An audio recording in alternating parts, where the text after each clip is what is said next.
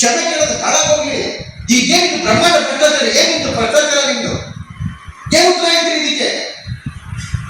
CID ತನಿಖೆ ಕೊಡ್ತೀರಾ, CBI ತನಿಖೆ ಕೊಡ್ತೀರಾ? ಯಾರು ತನಿಖೆ ಕೊಡ್ತೀರಿ? ಲಕ್ಷ್ಮೀ ಹೆಬ್ಬಾಳ್ಕರ್ ತನಿಖೆ ಮಾಡ್ತೀರಾ ನೀವು? ಮಾಡಿ ಮತ್ತೆ ನಿಮಗೆ ತಾಕತ್ತಿದ್ರೆ. ಇಲ್ಲ ಅಂತ ಹೇಳಿದ್ರೆ ಏನಾಗುತ್ತೆ ಅಂತ ಹೇಳಿದ್ರೆ ಸಿಐಡಿ ಒಳಗಡೆ ಬರ್ತಾ ಇದೆ ಅಂತ ಹೇಳಿದ್ರೆ ಇಲ್ಲಿ ಬರ್ತಾ ಎಷ್ಟು ಅನಾಚಾರಗಳು ಬಯಲಿಗೆ ಬರ್ಬೋದು. 225 ಕೋಟಿ ಒಂದೊಂದು ಹಗರಣದಲ್ಲಿ ಕೊಟ್ಟರೆ ಲೆಕ್ಕನೇ ಇಲ್ಲ. 180 ಕೋಟಿ ವಾಲ್ಮೀಕಿ ಹಗರಣ ಹಳ್ಳ ಹಿಡಿದು ತನಿಖೆ, ಮೂಡ ಹಗರಣ ಅವರೇ ಮಾಡಿಬಿಟ್ಟು 62 ಕೋಟಿ ಕೊಡಿ ನಾನು ಸೈಟ್ ವಾಪಸ್ ಕೊಟ್ಬಿಡ್ತೀನಿ ಅಂತ ಹೇಳಿ 62 ಕೋಟಿ ಅದು ಹಳ್ಳ ಹಿಡಿಸಿದ್ರು. ಈಗ ಗೃಹಲಕ್ಷ್ಮಿ 2 ತಿಂಗಳದ್ದು ಬಾಕಿ ಇದೆ, 5,000 ಕೋಟಿ ಬಾಕಿ ಇದೆ ಅಂತೇಳಿ ಸದನದಲ್ಲಿ ನಾವು ಸದನ ಹೊರಗಡೆ ಹೋರಾಟ ಮಾಡ್ಕೊಂಡ್ರು, ಬೀದಿಗಿಳಿದು ಹೋರಾಟ ಮಾಡಿದ್ರು, ನಿಮ್ಮ ಪತ್ರಿಕಾ ಮಾಧ್ಯಮದ ಮೂಲಕ ಹೋರಾಟ ಮಾಡಿದ್ರು. ಒಂದೇ ಒಂದು ಸ್ಪಷ್ಟೀಕರಣ ಬಂದಿಲ್ಲ. ಕಡೆಗೆ ಹೈಕೋರ್ಟ್ ಇವಾಗ ನೋಟಿಸ್ ಕಳಿಸಿ ಚೀಮಾರಿ ಆಗಿದೆ. ಇಂಥ ಸರ್ಕಾರ ಈ 2 ವರ್ಷ ಯಾವ್ಯಾವ ನಾಟಕ ಮಾಡಬಹುದು ಅಂತ ಹೇಳಿ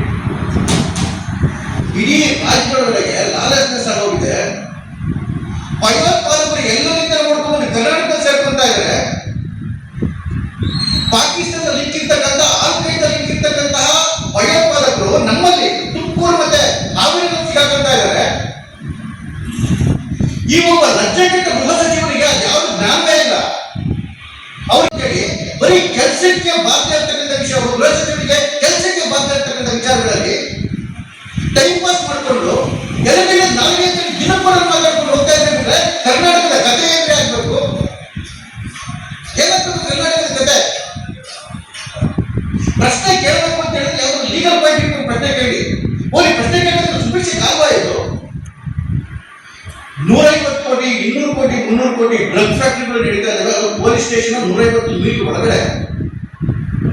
ಆ ಡ್ರಗ್ ಫ್ಯಾಕ್ಟರಿಗಳ ಕಡಿಲಿಕ್ಕೆ ಪೊಲೀಸ್ ಇಲಾಖೆಗೆ ಆಗ್ತಾ ಇಲ್ಲ. ಮಹಾರಾಷ್ಟ್ರದಿಂದ ಪೊಲೀಸ್ ಬಂದು ಮೈಸೂರಿನ ಡ್ರಗ್ ಫ್ಯಾಕ್ಟರಿ ಹಿಡಿಯಬೇಕು, ನಮ್ಮ ಗುಲ್ಬರ್ಗ ಡ್ರಗ್ ಫ್ಯಾಕ್ಟರಿ ಹಿಡಿಯಬೇಕು. ಗುಜರಾತ್ನಿಂದ ಎನ್ಐಎ ಬಂದ್ಬಿಟ್ಟು ನಮ್ಮ ಭಯೋತ್ಪಾದಕರನ್ನು ಹಿಡಿಬೇಕು. ಉತ್ತರಾಖಂಡದಿಂದ ಬಂದು ತಪ್ಪಿಸ್ಕೊಂಡಿದ್ದ ಕೊಲೆಪಾತಕ ಹಿಡಿಬೇಕು. ಇಲ್ಲಿ ಬಂದು ಏನ್ ಮಾಡ್ತಾ ಇದೆ? ಯಾಕೆ ಏನ್ ಮಾಡಕ್ಕಾಗ್ತಿಲ್ಲ ಅಂತ ಹೇಳಿದ್ರೆ ಇಂತಹ ನಾಲಾಯಕ ಗೃಹ ಸಚಿವರು ಬೇರೆ ವಿಚಾರಗಳಲ್ಲಿ ಟೈಮ್ ಪಾಸ್ ಮಾಡ್ಕೊಂಡು ಕೂತಿರೋದಕ್ಕೆ ನಿಮ್ಗೆ ಅಷ್ಟೊಂದು ತಾಕತ್ತಿದ್ರೆ ಮಾತಾಡ್ಬೇಕಾಗಿತ್ತು. ಎನ್ಐಎ ನಿಮ್ ಪೊಲೀಸ್ ನಡೆಸಬೇಕಾಗಿತ್ತು. ಭಯೋತ್ಪಾದಕರ ಒಳಗಡೆ ಇರ್ತಾರ, ನಿಮ್ಮ ಪೊಲೀಸ್ ನಡೆಸಬೇಕಿತ್ತು. ಡ್ರಗ್ ಫ್ಯಾಕ್ಟರಿಗಳಿಂದ ನಿಮಗೆ ಭಯೋತ್ಪಾದನೆ ಹಿಡಿಯೋದಕ್ಕೆ ನಿಮ್ಗೆ ಯೋಗ್ಯತೆ ಇಲ್ಲ, ಡ್ರಗ್ಸ್ಗಳನ್ನ ಮುಟ್ಟೋದಕ್ಕೆ ನಿಮ್ಗೆ ಯೋಗ್ಯತೆ ಇಲ್ಲ, ಹೆಣ್ಮಕ್ಳಿಗೆ ಒಂದು ಸುರಕ್ಷಿತ ಕೊಡೋಕ್ಕೆ ನಿಮ್ಗೆ ಯೋಗ್ಯತೆ ಇಲ್ಲ.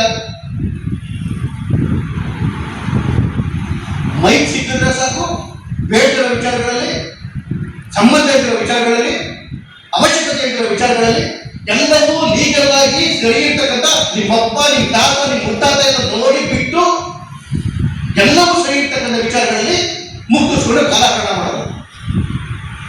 ಹಾಳಾಗುತ್ತಿರೋ ಕರ್ನಾಟಕದ ಜನತೆ ಒಂದ್ ಕಡೆಗೆ ಅಭಿವೃದ್ಧಿ ಶೂನ್ಯ, ಇನ್ನೊಂದು ಕಡೆಗೆ ಬ್ರಹ್ಮಾಂಡ ಭ್ರಷ್ಟಾಚಾರ, ಮತ್ತೊಂದು ಕಡೆಗೆ ಯಾವುದೇ ರೀತಿಯ ಕಾನೂನು ಸುವ್ಯವಸ್ಥೆ ಇರೋದು.